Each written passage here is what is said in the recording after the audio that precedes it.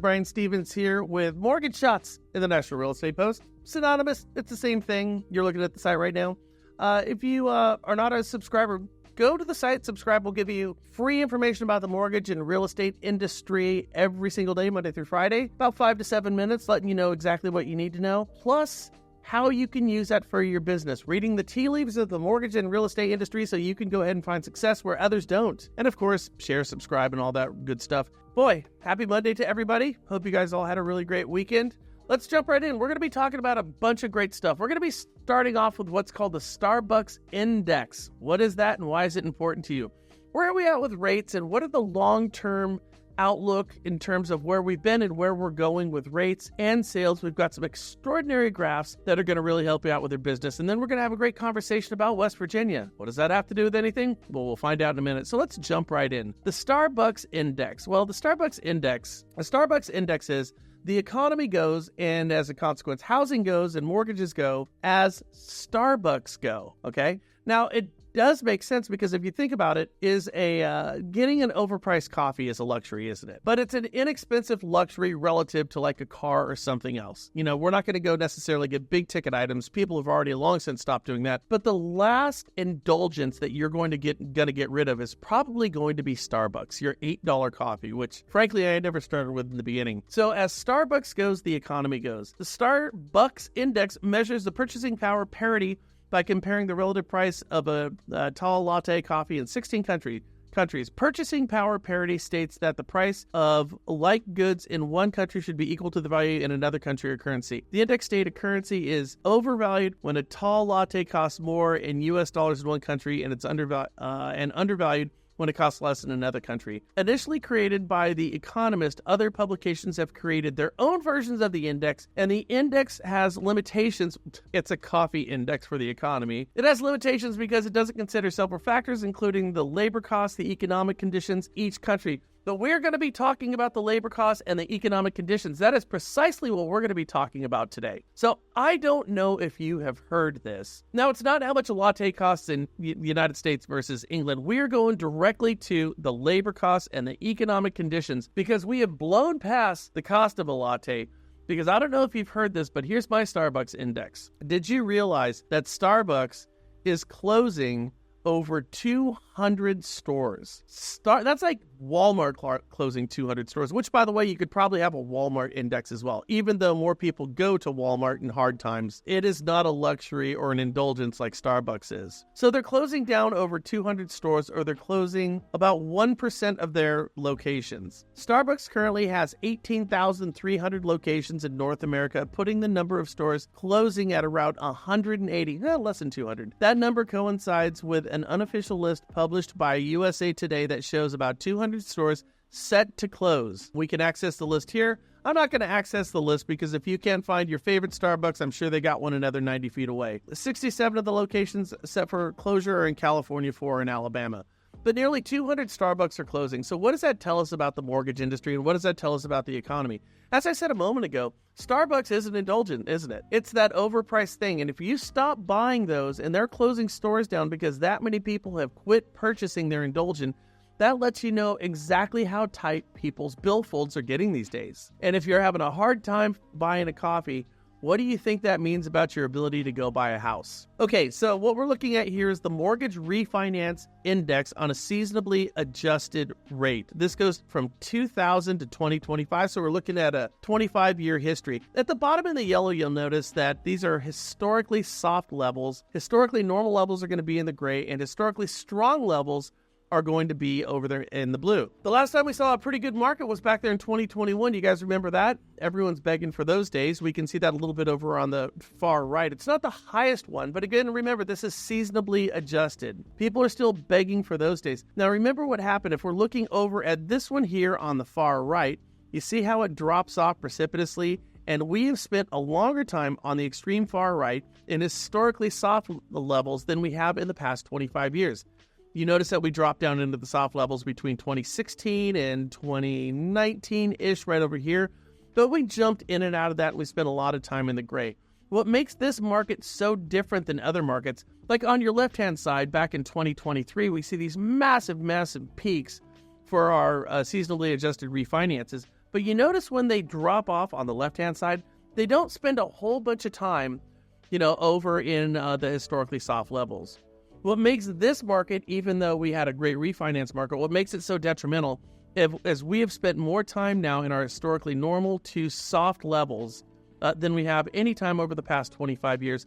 Even if as we sit here today, we've got 1,597,000 refinances, again on the far right-hand side, and we're still in soft levels, and we're just getting what could be determined to be historically normal levels. Now, what we're looking at is the mortgage purchase application index versus the average 30-year fixed-rate mortgage rate. All right, here's how this one works. The darker the pink, the higher the rate. The darker the green, the lower the rate. So, for instance, you'll see in the bottom right-hand side, we have October 27th, 2023. We had rates that are in the mid-pinks, which means we had rates that were going to be, somewhere in the 8s. And then if we look at our volume over there on the left-hand side, you can see that prices are down, rates are higher, and that's why we see all the pinks over there on the bottom, and that's why we see all the greens up top. So right now, September 19th, right there in the middle, 2025, we're in a dark pink raspberry-ish color there. And that's why we're not seeing strong refinances. Now on your left-hand side, January 15th, 2021, we were still in the pinks on the left and the right, the same type of thing, yet we saw much more, we saw our application index going through the roof. Lots of applications with higher interest rates where we have low applications with high interest rates right now. Frankly, we're higher. And when we get to that real dark pink color, you notice how it's all bundled together in your lower right-hand side? Well, what that tells us is when rates are where they're at right now, relative to where we've been over the past couple of decades, people simply are not going to be taking mortgage applications out. We need to be somewhere in the green, albeit it can even be in the light green.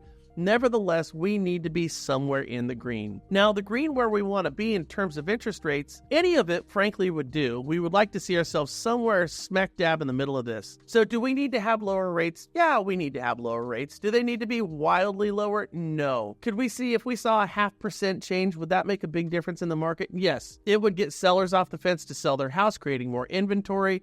It would get buyers back in the game, and of course, it would help our refinances, getting us back to something that looks a little bit more like a normal market for mortgage loan officers. But of course, this is going to help our real estate agent partners out there as well. So we're trending in the right direction with rates.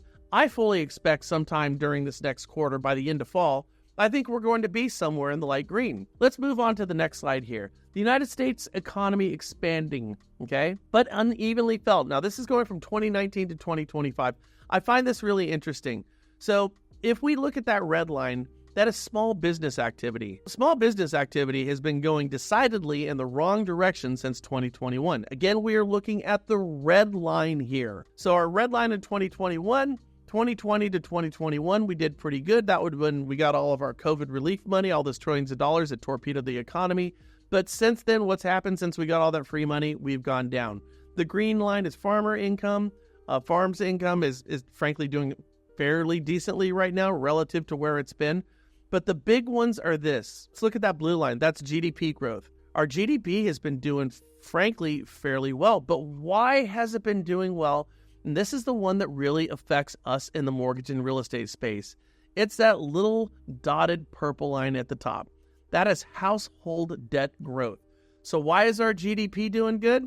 Well, maybe it's because we're charging things on credit on money that we don't have on rates we've never seen. Again, when we look at our credit card debt, we have superlatives. $1.4 trillion in debt, a number higher than we've ever seen in the history of this country, with an average interest rate on that revolving unsecured debt at 28%. Again, a superlative, the highest we have ever seen, and we are definitely trending in the wrong direction. Now, from 2024 to 2025, you can see we quit our spending, and that's exactly the reason why small businesses have been suffering. But we are coming upon the holiday season, so you can bet your bottom dollar that little deadly purple line is going to continue going up. And that is the kiss of death for clients, and that's a kiss of death for our industry. Now, what's disconcerting here is our small businesses have been doing bad, even though we've been charging a lot of stuff. Small businesses have been shrinking, even though our desire to go ahead and purchase things that we can't afford. Let's go back to the Starbucks index. Remember, they're closing nearly 200 stores. Small business, they're closing on almost 200 stores. People aren't charging this crap like they were a couple of years ago. They're holding on to their money and they're using those costs for other things. But the fact that our debt is going up is problematic. Why? Because we got these little things called DTI ratios. we've got record high house prices, unaffordability, and when we're carrying the amount of debt that we're carrying, it makes it a daunting endeavor for a loan officer and a real estate agent to get a first-time home buyer or even a move-up buyer into a house. That's the reason why the average age of a first-time home buyer is 38 years old. My God, guys are already balding before they're buying their first house. That's horrifying. People are proud they should be on their second or third kid. What you're looking at right now really explains why that's the case. Now, of course, there's nothing that we can do with this information other than put this in our arsenal and understand, possibly to be a little bit more empathetic when we're having conversations with our clients. And I'll tell you this right now. One of the things that you need to look at is you need to start looking at some of your non-QM loans, some of your all-doc loans. For example, if we're carrying record debt with near record high sales prices on properties, if you look at your non-QM loans right now, they've got rates that are almost on par with your agency deals. Those are your Fannie, Freddie, Ginnie loans, your FHA, VA, USD, and conventional loans. Your non-QM loans are priced almost on par with those. In fact, I don't know if you're aware of this, but even as a consumer or somebody who might own their own business or a real estate agent watching this right now, did you know that a bank statement loan oftentimes has better interest rates than a full documentation loan? That's unheard of. Why is that important? Well, it's important because when you have these small businesses, that red line that you're looking at, they're not doing as good as they have been doing. They're probably pocketing a bunch of money to keep the doors open. They're not showing the profits. They're writing a bunch of stuff off on their taxes. So they're not going to show the income to buy some of these houses at some of these record high prices. But here's the cool part. With a bank statement loan, we can go in there and just look at their deposits for a 12-month period, run an average on that sucker, go get more income than we would on an agency, an FHA. That would be an FHA or conventional loan or a VA loan. We can extrapolate more income from a non-QM loan that's going to get people into homes where they otherwise wouldn't be able to get into them.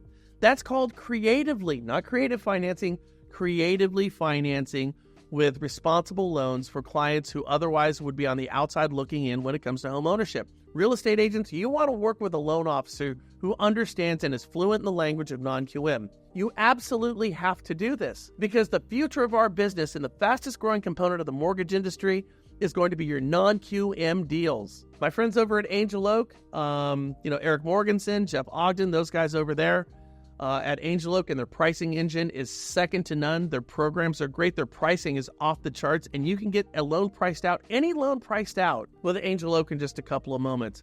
Let's go ahead and look at this purple line. Let's look at this red line, and how do we reconcile these points to go ahead and create more business opportunities and closings for our clients so we can help our communities? How do we do this? Frankly, the answer to me is non-QM. And these guys have some great marketing pieces. All right, let's look at this one. How much money Americans need to afford a house right now? This is precisely what I was talking about a moment ago. The median American household needs about $28,000 more than they have right now to buy an affordable home. Not a great home, but an affordable home, i.e., an entry-level home. That's what that kind of means. I'm going to pull up one more thing, guys, and then I will let you go. And again, of course, if you guys have any questions, feel free to give me a buzz. All right, this is the one that I wanted to show you. This is from Nick Gurley. Posts some great stuff over on Twitter. This is home buying demand versus affordability by state. Again, the darker the red, Hawaii, California, the more expensive the properties are going to be. You're going to see north of 800,000, 800,000 on average. We got Massachusetts over here. Again, these are we see our costs down here at the bottom. The more expensive, you can see the decline in market. So for example, in California, we're sitting somewhere at about $780,000 average sales price. And where are we since 2019? We are down a whopping 33%. That's a massive number. You look at Hawaii over here. They are down about, let's see, what is that going to put them? About 28%, somewhere in there. Massachusetts. Okay, and as you can notice, as we get lighter in the oranges, we start to see that these numbers go up. But you notice up here, everything is negative. Even where affordability, like Louisiana, Alabama, Oklahoma, North Dakota, Arkansas, New Mexico, Iowa, Indianapolis, Montana, Kentucky, Kansas, Pennsylvania, Tennessee. You see all of this up here? These are all still in the negatives. It starts at the negative 0.5 over here. But what we know, and what I think Nick Gurley puts so perfectly here, is he said the most expensive housing markets, the bottom right, have seen homebuyer demand collapsing by 30 to 35% from 2019. Meanwhile, yes, the only state that has not seen a negative impact on home prices is West Virginia. If you've ever been to the East Coast and you're from the West Coast, you're going to learn fairly quickly that there's a stigma that comes with West Virginia. And I don't know why that is, but I heard it and I'm like, okay, I've spent my entire life on the West Coast.